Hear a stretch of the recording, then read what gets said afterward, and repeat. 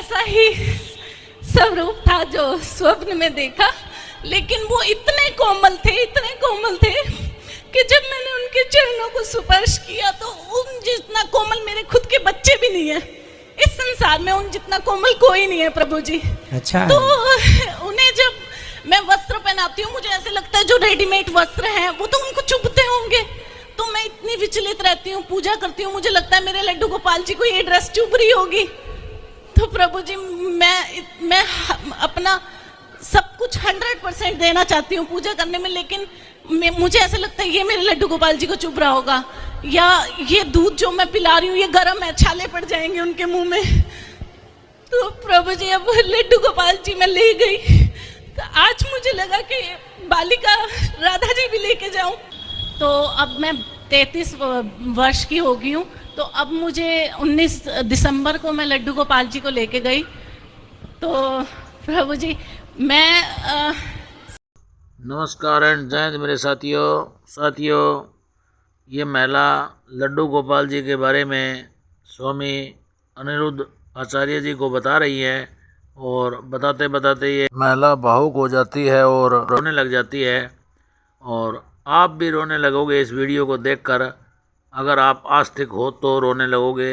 जिसकी आंख में भी पानी आए तो आप मुझे कमेंट करके बताएं कि हमें भी आंख में पानी आया था। और वीडियो अच्छा लगे तो वीडियो को शेयर अवश्य करें, चैनल को सब्सक्राइब कर लें ताकि आने वाले वीडियो का नोटिफिकेशन आपको मिल सके। आप देखते रहिए वीडियो, मैं मिलता हूँ वीडियो के बाद में। चलिए। प्रभु जी हरे कृष्णा। हरे कृष्ण। प्रभु जी मेरे मम्मी पापा राधा स्वामी हैं, तो मुझे पूजा पाठ करना नहीं आता था, बिल्कुल भी नहीं करना आता था। तो अब मैं 33 वर्ष की हो गई हूँ, तो अब मुझे 19 दिसंबर को मैं लड्डू गोपाल जी को लेके गई।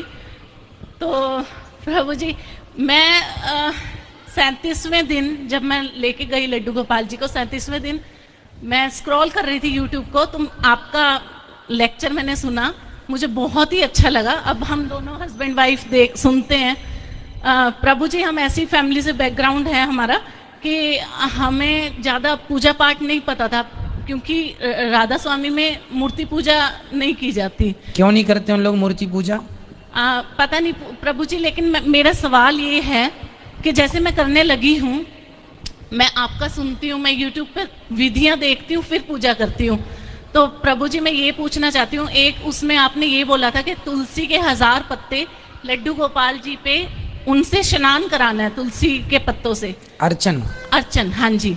तो वो 1000 पत्तों का फिर हमें क्या करना है?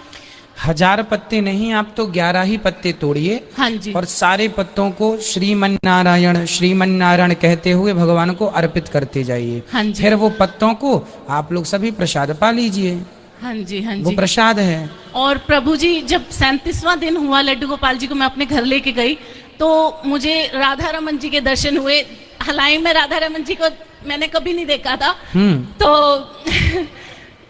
सॉरी। तो जब मैंने इंटरनेट पे देखा, मैंने इनको बोला कि मैं बांके बिहारी जी के दर्शन करके आई थी, लेकिन मुझे सपने में जो दिखे वो बांके बिहारी जी नहीं थे। तो इन्होंने कहा फिर वो कौन थे? तो मैं बहुत विचलित हो गई। तो मैंने गूगल किया तो उसमें राधा रमन जी की फोटो आई, मेरे को उनका नाम भी नहीं पता था। मैंने कहा ये है जो मुझे सपने में दिखे थे। वाह, सुंदर। तो फिर इन्होंने कहा इनका नाम जानो। मैंने कहा ये मेरे पास आए, अब मुझे इनके पास जाना है, और ये जहाँ पे भी है मुझे लेके चलो। वो भगवान का शुक्र है कि वो यहाँ ही थे वृंदावन में, तो मैं उनके पास आई, और सेम वैसा ही स्वरूप था जो स्वप्न में देखा, लेकिन वो इतने कोमल थे कि जब मैंने उनके चरणों को स्पर्श किया तो उन जितना कोमल मेरे खुद के बच्चे भी नहीं है। इस संसार में उन जितना कोमल कोई नहीं है प्रभु जी। अच्छा। तो उन्हें जब मैं वस्त्र पहनाती हूँ, मुझे ऐसे लगता है जो रेडीमेड वस्त्र हैं वो तो उनको चुभते होंगे, तो मैं इतनी विचलित रहती हूँ, पूजा करती हूँ, मुझे लगता है मेरे लड्डू गोपाल जी को ये ड्रेस चुभ रही होगी। तो प्रभु जी मैं अपना सब कुछ 100% देना चाहती हूँ पूजा करने में, लेकिन मुझे ऐसा लगता है ये मेरे लड्डू गोपाल जी को चुभ रहा होगा, या ये दूध जो मैं पिला रही हूँ ये गर्म है, छाले पड़ जाएंगे उनके मुंह में। तो प्रभु जी अब लड्डू गोपाल जी मैं ले गई, तो आज मुझे लगा कि बालिका राधा जी भी लेके जाऊं, लेकिन प्रभु जी आप कहते हो कि शौच करने के बाद नहाओ और फिर पूजा करो, लेकिन मेरे बच्ची तभी पोटी कर देती है। बच्चों का कोई दोष नहीं है, बच्चों की तो शुद्धि करके आप बैठ सकते हैं हाथ मुंह धुल के, उस समय आपको नहाने की जरूरत नहीं है। प्रभु जी मैं आरती नहीं कर पाती, लेकिन मैं सिर्फ हरे कृष्णा कृष्ण कृष्णा हरे हरे। आपके अंदर जो ये निश्चल प्रेम है, यही सबसे बड़ी पूजा है। यही आ जाए बस, भगवान के प्रति जो हमारा प्रेम है, समर्पण है, प्रभु जी जो उनके लिए हमारे आंसू हैं, ये सबसे बड़ी पूजा है। ये प्रेम ही पूजा है। विधि तो देखिए, विधि तो जरूरी नहीं होती कि हम पहले चंदन लगाएं, कि आरती करें, कि माला पहनाएं, कि भोग लगाएं। ये तो विधि और विधान है। ये विधियां तब डाउन हो जाती हैं जब इनसे ऊपर प्रेम हावी हो जाता है। ये विधियां इसलिए ही तो हैं कि प्रेम हो जाए, प्रेम को जगाने के लिए। और आपका ऑलरेडी प्रेम जाग गया है तो फिर विधि का कोई ध्यान नहीं। माता ने तो भगवान को छिलके खिलाए, छिलके कौन किसी विधि होती है, लेकिन जब प्रेम अधिक हो तो फिर प्रेम में कोई विधि का ध्यान नहीं है कि आप पहले क्या कर रहे हैं। जो कर रहे हैं आप ठीक कर रहे हैं, ये प्रेमा भक्ति है, इसलिए सब सही है। प्रभु जी अब मुझे ये समझ में नहीं आता कि मैं उन्हें कौन सा कपड़ा पहनाऊं। उनके लिए शुद्ध कॉटन के बढ़िया सिंपल, अब गर्मी आ गई, हल्के फुल्के कपड़े। और भगवान देखिए, आपने भगवान का स्पर्श पाया स्वप्न में। मैं कथा में कई बार आपको समझाता हूँ सबको कि भगवान जब भी मिलेंगे तो शुरुआत स्वप्न से ही होगी। पहला दर्शन भगवान का यदि भक्त चाहता है तो आपको पहला दर्शन स्वप्न में ही होगा, जो कि आपको हो चुका है। प्रभु जी पर मैं विचलित रहती हूँ, मुझे लगता है मुझे रोज दर्शन हो, लेकिन रोज नहीं दर्शन नहीं, रोज नहीं, ये कल्पना आप कर रही हैं, अच्छा है, पर सारी जिंदगी में किसी को कभी कभी जो स्पर्श आपने पाया भगवान के चरणों का, ये स्वप्न तो करोड़ों में किसी एक को ही मिलता हो, उनमें से एक आप हैं। ठीक है, सबको नहीं मिलता ये स्पर्श। और भगवान के दर्शन स्वप्न में सबको नहीं मिलते, और मिल जाएंगे तो बार बार नहीं मिलते। कभी कभी अकस्मात हमें स्वप्न में भगवान का दर्शन होता है, रोज रोज नहीं होता। पर आपका ये प्रेम यदि बना रहा, भगवान क्या करते हैं, पहले अपने रूप माधुरी की चटनी चटाते हैं, जो कि दर्शन कराते हैं, व्यक्ति को बिल्कुल अपनी ओर खींच लेते हैं। फिर भटे नटखट है ना भगवान, रास रचाए गोपियों के संग, तो पहले बुलाए आ जाओ, और जब आ गई तो भगवान भाग गए। ये भगवान तो बड़ी लीलाधर है ना। तो फिर गोपियां रोई वैसे ही जैसे आप रोती हैं। तो भगवान को जब पाने के लिए तड़प आई, भगवान के लिए प्रेम जागा, तब फिर भगवान के आपके यही आंसू, आपका यही प्रेम फिर भगवान को मजबूर करता है आने के लिए। तो भगवान फिर आते हैं, आएंगे, फिर आएंगे, कितनी देर में आएंगे, कितने दिनों में आएंगे, ये तो या भगवान ही जाने कब आएंगे, पर आएंगे जरूर। आपका ये प्रेम सेवा, बस ये समझो कि आप महान हैं, कि ईश्वर ने ये समझो कि ईश्वर ने आपको अपना लिया। प्रभु जी पर मैं गृहस्थ जीवन में हूँ, मुझे गिल्ट होता है। नहीं, गृहस्थ जीवन सर्वश्रेष्ठ जीवन है। पति के संग रहकर, बच्चों के संग रहकर, पति की सेवा करते हुए, पति और पत्नी के संबंध में रहकर भी, भगवान बच्चों की सेवा पालन संस्कार देकर भी आप भगवान की पूजा कर सकते हैं। भगवान ये थोड़ी कहते हैं कि तुम अपने पति को छोड़ दो या तुम अपने बच्चों को छोड़ दो, ये तो कहीं नहीं लिखा शास्त्रों में। और ये छोड़ना अपराध ही है, अपनी जिम्मेदारियां नहीं छोड़नी चाहिए। दशरथ जी और कौशल्या जी पति पत्नी थे कि नहीं, और पति पत्नी थे तो स्वाभाविक है कि उनके जीवन में सब प्रकार की खुशियां रही होंगी। तो उसी खुशियों के बीच में ना भगवान प्रकट हुए थे। तो भगवान तो गृहस्थों के घर ही आते हैं, देवकी वसुदेव गृहस्थ तो थे। प्रभु जी जब से मैंने आपकी कथा सुनी तो मेरी 2 पुत्रियां हैं, बेटियां हैं।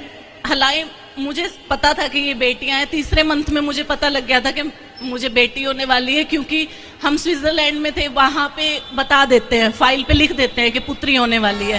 तो प्रभु जी मैंने और मेरे पति ने बहुत हिम्मत से, मतलब गर्व से अपनी पुत्रियों को जन्म दिया है और इनकी पालन पोषण करेंगे। पर प्रभु जी जब मैं कथा में सुनती हूँ हर घर तुलसी, हर घर लड्डू गोपाल, तो मुझे लगता है हर घर बाल राधिका क्यों नहीं। भाई जहाँ हर घर में गोपाल जी होंगे, जहाँ गोपाल जी हैं वहाँ राधा रानी हैं, उन्हें कहने की जरूरत नहीं है। वो ऑलरेडी हैं, इसलिए उन्हें कहने की जरूरत नहीं है ना। हमने कह दिया कि आप सा परिवार आमंत्रित हैं, सा परिवार कह दिया तो फिर अलग से पत्नी भी, पति भी, बच्चे भी, ये कहने की जरूरत, सा परिवार में सब आ गए। उसी प्रकार गोपाल जी की पूजा कर ली तो गोपाल जी में वो सारे ब्रह्मांड के देवी देवताओं की पूजा आ गई, उसमें राधा रानी भी आ गई। प्रभु जी मैं एक क्वेश्चन और पूछना चाहती हूँ कि सब बोलते हैं कि पुत्रियां सब कुछ है, लेकिन समाज बहुत वो है, समाज निर्दयी है। जी प्रभु जी, तो मैं 2 भाइयों की एक बहन हूँ। दोनों भाई हमेशा ट्यूशन छोड़ने जाते थे, एग्जाम होता था तो बाहर बैठे रहते थे। शादी तक सबने संभाल के रखा, बट मेरी दोनों बेटियों का भाई नहीं है। तो है, आपके भाई हैं, इन बेटियों के भाई हैं, जिन्हें आपने राधा रमण जी को देखा है वो इनके भाई ही हैं। ठाकुर जी ने आपको अपनाया है अपनी बहन के, अपनी किसके रूप में? मैया के रूप में। आपको मैया के रूप में, तब तो आपके बेटे हुए वो। 4 साल के मुझे बच्चे दिखे और हाँ और तो फिर 2 बेटियां ये और एक वो, 3। तो अब आप कभी ये ना कहिएगा कि आपके बच्चे नहीं हैं, आपके बेटे नहीं हैं। आपके बेटे भगवान हैं, जो कि स्वीकार किया उनने, आपको माना, आपको अपनी माँ, तब तो आपके स्वप्न में आए और आपको उनके कोमल चरणों का स्पर्श भी महसूस हुआ। प्रभु जी मेरे लड्डू गोपाल को मैं ड्रेस पहनाती थी, तो जब मैं उन्हें स्नान कराती थी तो उन्होंने सब सपने में आके बोला मैया मुझे निक्कर तो पहना दे। मैया बोला उनने? हाँ, फिर तो फिर क्यों रोती हैं आपको बेटा नहीं है? संसार का सर्वश्रेष्ठ बेटा आपका है, इस धरती का जो बेटा हर माँ का होना चाहिए वो आपका। इसलिए हमेशा भगवान को पुत्र भाव से ही अब आपको देखना है। द्रौपदी ने भाई के भाव से देखा, यशोदा ने पुत्र भाव से देखा, गोपियों ने पति के भाव से देखा। जाकी रही भावना जैसी, प्रभु मूरत देखी तिन तैसी। भगवान एक ही है पर सबके भाव अलग हैं। भगवान भाव की मूर्ति स्वीकार करते हैं, है ना। तो आपके पुत्र हैं, अब ना कहिएगा कि मेरा बेटा नहीं। जी प्रभु जी मेरी ससुराल में थोड़ी वो मतलब घूंघट वगैरह का बोलते थे। मैंने एमटेक की हुई है तो मैं करती नहीं थी। तो प्रभु जी जो पहले हुआ, मुझे कथा सुनने के बाद बहुत गिल्ट है, बहुत गिल्ट है, क्योंकि आप हमेशा कहते हो कि बड़ों का अगर चरण धोगे तो आपको अगले धाम में पानी मिलेगा पीने को। तो प्रभु जी हम तो प्यासे ही रह जाएंगे, क्योंकि जब मैं उनके पास जाती हूँ तो वो कहते हैं फॉर्मेलिटी कर रही है। कोई बात नहीं, वो भले कहें, पर आप अब करना स्टार्ट कर दीजिए। जब जागो तब सवेरा। यदि मन में भाव आ गया सेवा का तो बहुत अच्छा है। प्रभु जी मैं उन्हें अपने पास बुलाना भी चाहती हूँ, उनकी सेवा तो आपकी सासू माँ कहाँ है? प्रभु जी वो हमारे होम टाउन हिसार में रहते हैं, तो हमारा जॉब नोएडा में ही है, तो वो आना तो आप नहीं कितने चाहते। भाई हैं? हम 2 भाई हैं, दोनों नोएडा में ही हैं। तो आपकी माँ किनके संग हैं? वो पापा मम्मी साथ में रहते हैं। तो हिसार अकेली में। रहती हैं? तो वो घर नहीं छोड़ना चाहते, उनको मोह है और उनको लगता है कि बिल्कुल डिपेंडेंट होंगे तभी हम आएंगे। अभी वो कहते हैं कि हम ठीक है, हम गुजारा कर तो रहे आप हैं। एक काम किया करिएगा कि आप ना हर संडे, कितनी दूर है आपके यहाँ से आपके माता पिता का? 200 किलोमीटर है, तो अच्छा 4 200 किलोमीटर। तो कभी कभी जाके माँ बाप से प्रार्थना किया करिए कि माँ चलिए वहाँ हम आपकी सेवा करेंगे। प्रभु जी हम बोलते हैं, अब इतने दिन से 15 दिन से, तो मैं जब से मैंने कथा सुनने शुरू की है मुझे ऐसे लग रहा है कि मैं पापी हूँ। लेकिन प्रभु जी वो ये बोलते हैं कि रसोई में काम कर रहे हो तो रसोई पे पर्दा लगाओ। बहुत ज्यादा पर्दा प्रथा है, लेकिन अगर मैं पर्दे में रहूंगी तो मेरी आत्मा मर जाएगी, क्योंकि मैं पर्दे में नहीं रह सकती। ठीक है, थोड़ा सा माँ बाप को भी समझना चाहिए। आज जमाने के हिसाब से जीने की आदत थोड़ा सा, देखो हम बदलते हैं तो आपको भी बदलना चाहिए। बच्चे बदल रहे हैं तो माँ बाप को भी थोड़ा सा बच्चों के हिसाब से होना चाहिए।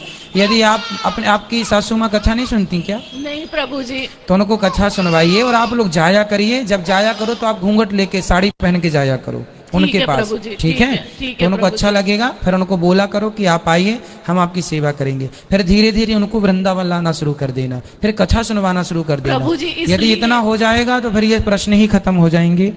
माँ की जो कुरीतियां हैं अंदर वाली वो सब खत्म हो जाएंगी। प्रभु जी इन्होंने बोला कि मेरे मम्मी पापा आ नहीं रहे, मोनिका ऐसा करते हैं वृंदावन में प्लॉट ले लेते हैं, वहां घर बना लेंगे, हमसे मिलने तो आएंगे, इस बहाने उनका वृंदावन धाम दर्शन उनको हो अभी जाएंगे। ऐसे ही लाइए कि चलिए हम आपको कथा सुनवाने ले चल रहे हैं। प्रभु जी वो नहीं आएंगे। बिहारी जी से प्रार्थना करिए कि प्रभु उनको बुलाइए, बिहारी जी राधारमण जी बुलाएंगे, ठीक है, भगवान कृपा करेंगे। बहुत अच्छा लगा आपसे बात करके, आपके भाव बहुत अच्छे हैं, भगवान आपको सदा ही इन्हीं भाव में रखें, खुश रखें। तो साथियों, देखा आपने इस परिवार के मन में भगवान के प्रति कितना भाव है, कितना अच्छा भाव है लड्डू गोपाल के प्रति। हम सब सनातनियों के मन में भगवान के प्रति ऐसा ही भाव होना चाहिए। तो साथियों, इसी के साथ ही जय हिंद, जय भारत, वंदे मातरम।